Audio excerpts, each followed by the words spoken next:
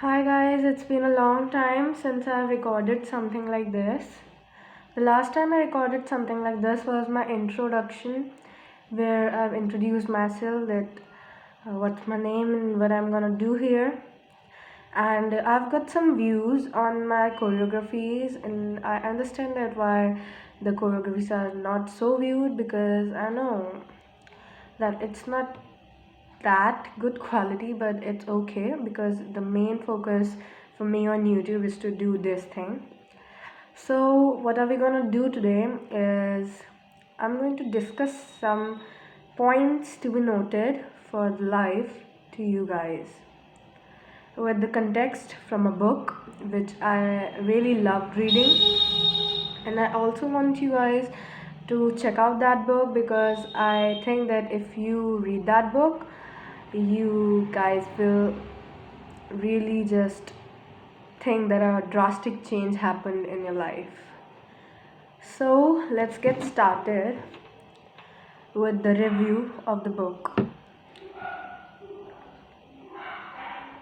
It's not a review, but there are some points. You can say there are some points that I've noted. So this is kind of summary for the book, but I think that it will be great if I discuss all of these things with you. So the name of the book is The Courage to be Disliked. Is the cover photo of the book. The Courage to be Disliked. Is it visible to you guys? It is by Ichiro Kashimi and Fumitake Koga. It's Japanese. They are Japanese authors, obviously, and the Japanese phenomena that shows how to change your life and achieve real happiness. It is written in the cover of the book. You can see it right here. This book is available on any books app. If you know what is this app is available on Play Store, and if you guys want to install this app is a paid app. But if you guys do not want to pay for the app, you can ask me for a file for the app, and you can read this book right there. So, The Courage to be Disliked on any books app.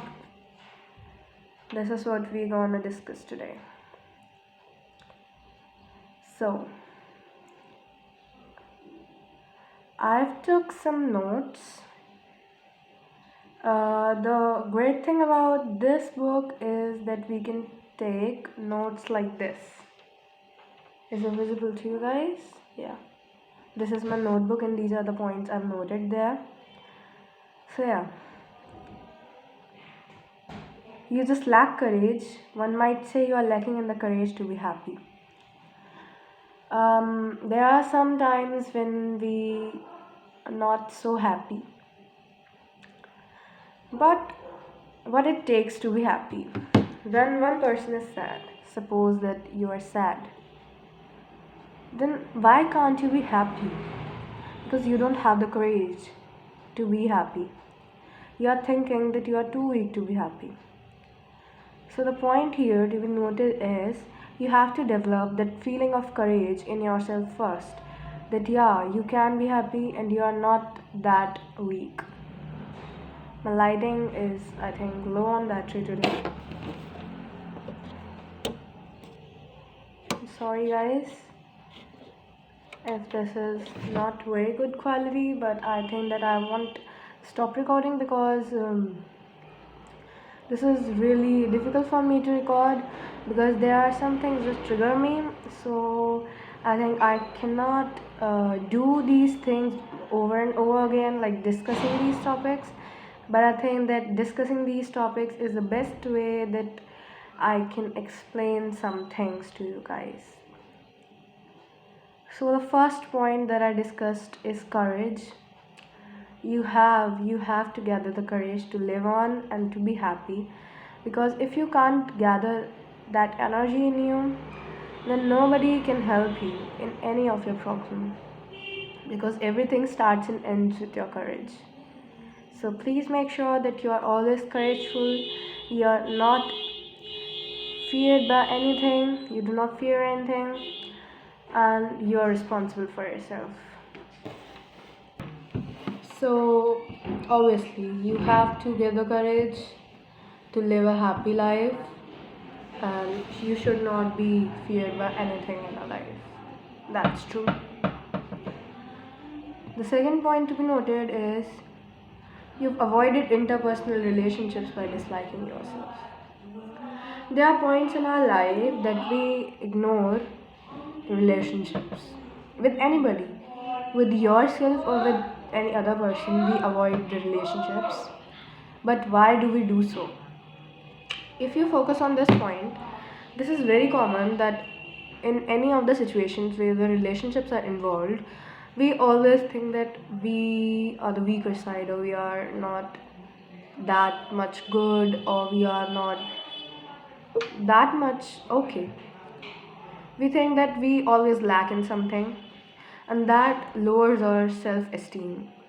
So we always cut those relationships by disliking ourselves. But firstly, for developing any relationship or taking it to some lengths, we have to start liking ourselves, because without loving or liking yourself, you can't love anybody else. And this is so true. Love yourself first and then think about loving anybody else, because your first priority in your life is you, your feelings, and your happiness. And you should not sacrifice that feeling for anybody else. You have to understand this. The third point to be noted is I'm like a goat that grew without getting enough sun. So it is only natural that I'm all twisted up with feelings of inferiority. There are some people, some, not most of them, there are some people who grow up in some different kind of situation from normal people, I think so. If I take my example, I was not grown up with such a happy environment, I can say. I always felt odd one out and different from other children of my age group, and I always felt that I lack in some freedom or in some things. Like I can't do everything that other children do in my age group or in my friend circle. So obviously, I'm twisted because I was not grown in such a perfect situation. And here, the author compares it to a gourd which did not get enough sunlight and is twisted because it did not get enough sunlight. So it is okay to be twisted sometimes, but don't get all those mishappenings on yourself that you can't grow in your future too. You have to grow even if the situations are hard for now. They can be better tomorrow, they can be better in future. So you always have to hope for your betterment. Yes. I'm sorry, I'm triggered by this.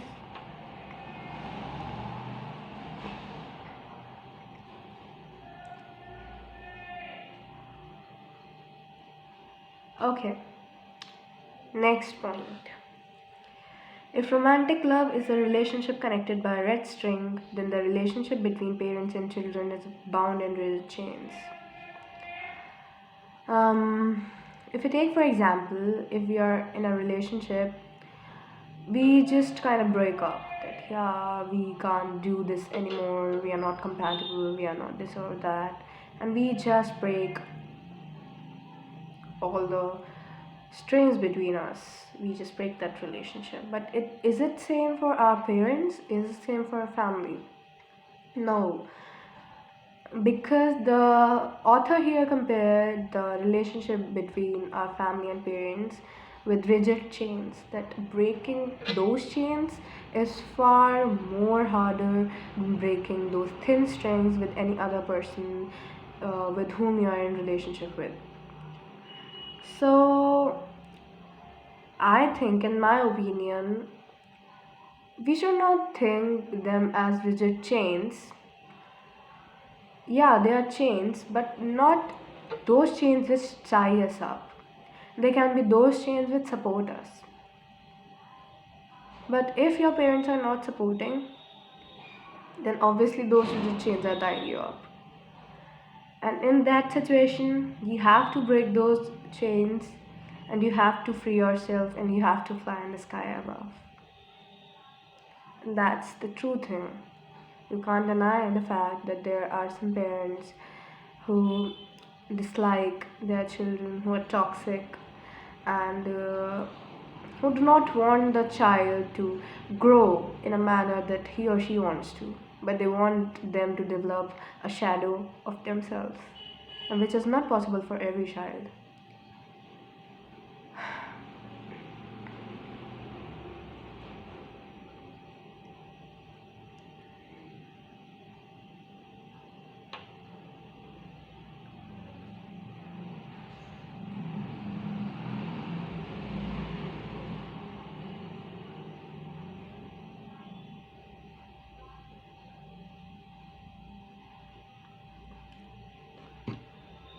Next point to be noted is, if no one is going to praise me, I won't take appropriate actions. And if no one is going to punish me, I'll engage in inappropriate actions too. There is a tendency in human beings that we always do anything to be praised. Even if that is a small child, he dances on a stage, he thinks that he would be praised, people will clap for him or her and will praise him or her. But as we grow up, we think that if no one is going to praise us, we are not going to do these things. But it's not true. There are some times when people do not recognize us. But it doesn't mean that we should stop doing those appropriate or those good actions. And it doesn't even mean that we should do inappropriate actions. So don't indulge yourselves in those inappropriate actions. I mean by drug abuse, alcohol abuse, or any other things like these. Because even if those people do not recognize you now, with your success and with your hard works, with your hardships, you can show them that who are you and what you are made of. So don't lose your life because of these stupid things, and just go on with your life without any praises, because praises are temporary but your life is permanent for you. You get that?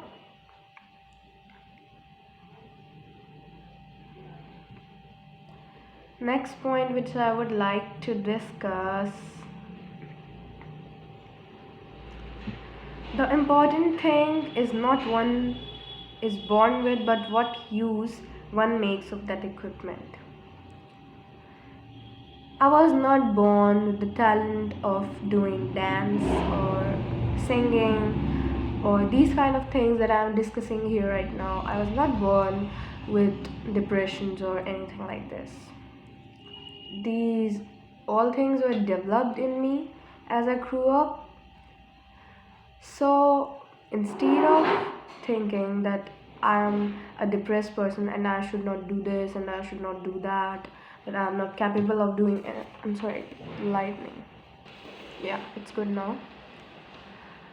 So instead of thinking like I'm not capable of this and I'm not capable of that, think about the possibilities that you can reach, that you are good with, and just make the use of yourself and just make the use of your body, your mind, your heart. Make the use of this equipment that you are born with. Don't waste it or any stupid reason or any mishappening, because those people or any incident which happens with us, they don't really care about our feelings or what's really gonna happen with us, because they will judge us in the end, so whatever. But our feelings for ourselves is always permanent and always hurts us or makes us happy. So make use of this equipment that you're born with. And you're genuinely not born with any superpowers. So if sometimes you feel like that, why am I bad with this? Babe, you're not born with the superpowers. You just develop some other kind of powers. If someone else is good with studies and you are good with athletics, it doesn't mean that you are a waste or you're a stupid person. It's just that you have developed that talent in yourself and he or she developed the talent for studying. It's just this. You enjoy doing sports or things, and the other person enjoys doing study. It's just as simple as that. So don't feel inferior if you are not good with any specific task because you probably are good with something else. Next point is, this is one of my favorite point in this book: world that we ourselves have given meaning to. The world you see is different from the one I see, and it's impossible to share your world with anyone else. If any parent is watching this, or any person who knows any other person who is depressed, listen carefully to this. You cannot make them understand that what's right for them or what's not, because in the end they are living in their own world. According to you, the right thing is this. According to them, the right thing is this. But you can't make them understand that what you are saying is right and what they are saying is wrong. It's just gonna make the situation worse. They cannot live in the world that you made for them. They have their own world, they have their own mind, and they have their own feelings. So please don't pressurize anybody. Please don't create pressure on any person to live in your world that you've made for any other person, because he or she is not compatible for living in that world, because he or she cannot fit in that world. And we won't, because we have our own. So stop making us do something that we don't want to do, because it's against us and it's just gonna break us more. You guys understand what I'm saying? There was one more point here. I think I've not selected in the notebook. It was that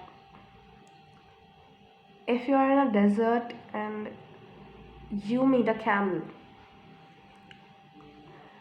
you surely can lead the camel to the water, but you can't force him to drink it. The same is with people. Parents can guide us, they can guide which way we should go, but they can't make us go that way, because that decision is ours. So, for people who think that they are bad because only that they are not following their parents' orders or their parents' suggestions, don't worry, because it's your decision at last. It's not theirs. They can just guide you, and at the end, you have to do all the things. And even if you fail, it's your failure, right? Then you should have all the rights to decide your path. So just lead them, just guide them, but don't force them to go on certain paths which are not made for them.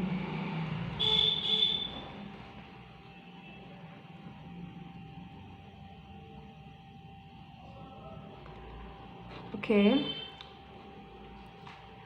there was a certain incident in this chapter which I'm going to discuss with you, and after that we'll end this video, because I really don't want to crack up in this video and be triggered, and I can feel like I'm going into such a serious mode and serious conversation.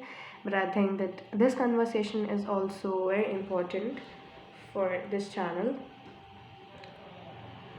So there was a guy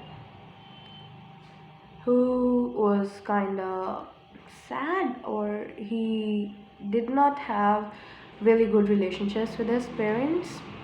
So he locked himself in a room and he won't come out. So this incident came after this philosopher who is in this novel, of course. So the boy who is talking to the philosopher about his friend, that guy who is locked up, he said that what's his fault? It's just that his parents made it worse for him, and he just fears the world. So is it his mistake? If you read this book, you will definitely get all of the stuff that I'm saying here, but this point is really important. So the philosopher answers that yeah, it's his fault. And the boy who's speaking to the philosopher is just as shocked as you are. I was also shocked when I was reading this book that why it's his fault. The philosopher answers that the boy who is locked in the room has developed this habit of being locked, and he thinks that if he goes in the world outside, the world would not accept him. And he's just taking the reason that his parents tormented him, he's just making it a reason for staying inside the room. He has decided himself to stay inside the room, and the reason he is using is as I mentioned previously, because if any time anybody rejects him or denies him, he will just crack up. But as the first point I discussed with you is courage. You always have to gather courage to live in this world and to be happy. If the boy just once develop that courage in himself to go out and face this world, it will be all over, like the darkness and the closed doors of the room and that sound of the clock which is tormenting him. But he just have to develop that courage. And if anybody listening is in a similar situation, babe, you just have to develop that courage to live your extra life and to live your miraculous life, because your life is not made to spend in a dark and closed room. You're born to fly. This was Sarah Park. I discussed the courage to be disliked with you guys today. If you liked those points, I highly suggest to read this book. You can see all those things. These were my notes. I haven't discussed all of them because I think that some of them are like I cannot relate to that much, and yeah, but this book is kind of awesome. I will discuss more books with you which have certain meanings. Just stay healthy, wear this mask, and use hand sanitizers, avoid going outside, and avoid any kind of mistakes. And be happy, because there's always a person who's looking out for you, and I'm of them. So discuss if you got any issues with you.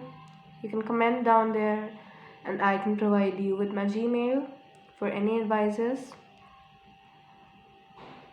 It's good for today. I wish you good luck. We'll meet in our next vlog about any other thing. I haven't decided what to do next. It can be a book review or any other thing. But I feel like the more the video reaches to the people, it would be good. I do not set a very large target, but my target is just that some people could be helped. That's all. This was Sarah Park. Have a nice day, all of you guys. I love you so much. Be happy and live on your life. Bye bye, guys. Bye bye. Love you. Sarang.